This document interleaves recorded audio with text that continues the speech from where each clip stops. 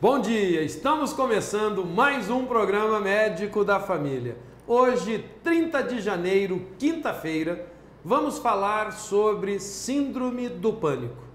Você sabe o que é isso? Algumas pessoas podem ter essa síndrome e não saber ou confundir com outra doença. O programa está muito interessante. Fique com a gente, mas antes, vamos para os abraços do dia de hoje. E eles vão para Antônia Severina Costa, da cidade de Bandeirantes. Ela nos pede o abraço, nos assiste todos os dias. Antônia, um beijo no seu coração. Um abraço especial para Cleonice Gomes, do bairro Moreninha 3. Aliás, esse complexo todo aí das Moreninhas, 1, 2, 3, Cidade Morena, todos vocês merecem o nosso respeito, a nossa amizade. Os vereadores aí da região também, vereador Chiquinho Teles, meu grande amigo, vereador Coringa, revelações da nossa política, vereador Chocolate, um abraço a todos vocês e que as Moreninhas possam cada vez se fortalecer mais. No programa médico da família de hoje, vamos falar sobre a síndrome do pânico, causas, sintomas, prevenção, tratamento. Recebemos hoje aqui um grande amigo, ele um psiquiatra renomado aqui da nossa cidade, uma pessoa de ética, de profissionalismo, Dr. Kleber Vargas, para falar sobre síndrome do pânico. Bom dia, Dr. Kleber. Bom dia, Dr. Paulo. É um prazer tê-lo aqui no nosso programa mais uma vez, ele já é cativo aqui, já tem um lugar cativo aqui pela qualidade dele. As pessoas solicitam por cartas, e-mails a sua presença aqui. A minha esposa, ao conhecê-lo, falou, parece aqueles artistas americanos. Tá vendo só? Você tá com o astral bom, ó. Tá bonito na foto, Dr. Kleber. E eu começo lhe perguntando, o que vem a ser a síndrome do pânico? Dr. Paulo, a síndrome do pânico é uma doença psiquiátrica em que o indivíduo que a possui, ele tem, sem ter um desencadeante, uma sensação de morte. Ele começa a ter uma palpitação, ele começa a sentir que está faltando ar, ele tem a sensação nítida que vai morrer a qualquer instante. E isso normalmente sem um desencadeante.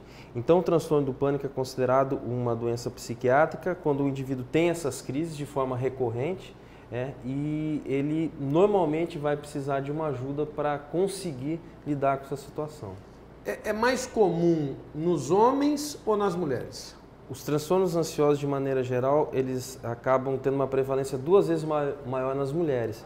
E no transtorno do pânico não é diferente. É mais comum você encontrar indivíduos com transtorno do pânico do sexo feminino.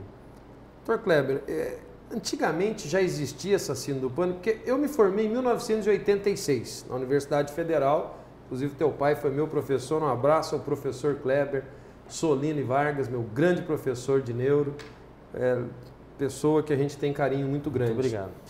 Naquela época não se falava em síndrome do pânico. Por quê? Na verdade, a descrição da síndrome sempre existiu, só que existiam outros nomes e tinha uma certa dificuldade em se diagnosticar. Não faz muito tempo que a síndrome do pânico, vamos dizer assim, acabou sendo tratada pelos psiquiatras, né? Muitas vezes se confundia somente com uma ansiedade, com algumas alterações de própria personalidade, que hoje a gente sabe que não tem nada a ver. Na verdade, tem um componente biológico bastante importante no transtorno, na síndrome do pânico. Quer dizer, então, que existem características que a gente possa falar, olha, essa pessoa parece que está com síndrome do pânico. Quais seriam essas características? O indivíduo ele tem crises de pânico que são caracterizadas como um período de mais ou menos 15 a 30 minutos, que o paciente sente falta de ar, palpitação, ele começa a suar, ter tremor, ele sente muito medo. Às vezes não é só medo de morrer, eu já vi descrições do paciente que fala assim, parece que eu vou enlouquecer, que eu vou perder o controle. E não é à toa que a síndrome do pânico tem esse nome. A pessoa fica realmente em pânico. Eu já tive a oportunidade de algumas poucas vezes ver indivíduo na crise. Assim, você fica ansioso pela ansiedade do outro. É assustador. É assustador. A pessoa às vezes pensa que está infartando.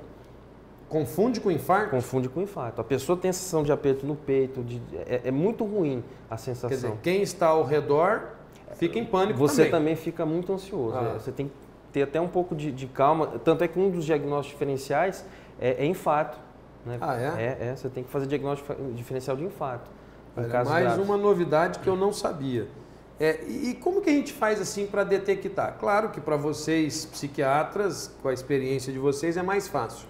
Mas em casa, se a gente tem uma pessoa que começa a apresentar esse distúrbio, para a gente já poder encaminhar desde o início. Eu gosto de prevenção, eu gosto de tudo que você pega no início, eu acho que o resultado é melhor. Como que a gente mais ou menos detecta isso em casa? Doutor Paulo, esse talvez seja uma das poucas patologias psiquiátricas que não precisa estimular muito o paciente a procurar ajuda. É tão ruim a sensação que ele vai buscar. Geralmente ele procura inicialmente o pronto-socorro ou um cardiologista.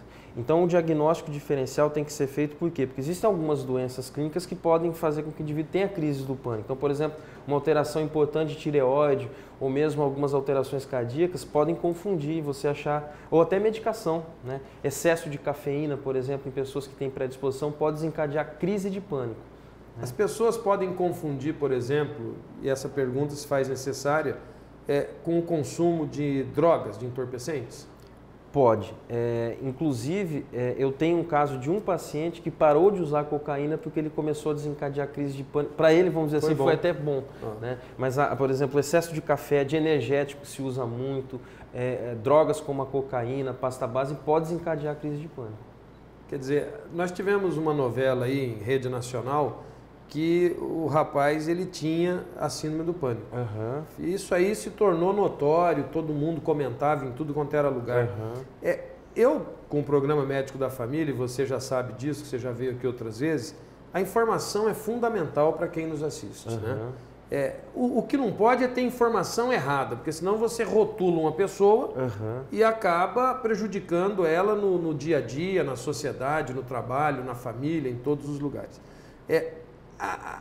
O quadro síndrome do pânico, que cada vez está mais diagnosticado, e acho que esse estresse do dia a dia, ele acaba influenciando, Dr. Kleber?